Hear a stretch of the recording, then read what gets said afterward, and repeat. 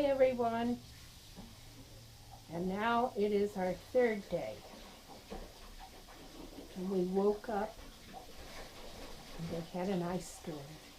Now the storm didn't bother us. The roads were cleared off by the time we got up and were on the road.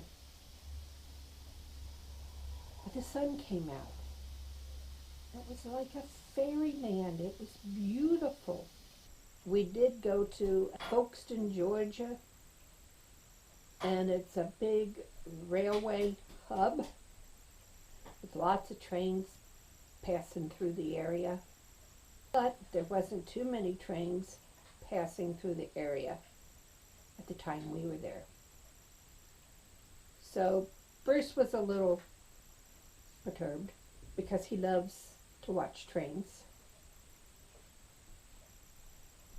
And I was happy because the clothing store in Folkston is really nice, and I got to go in and shop. The ice didn't stop me or slow me. I went in and shopped.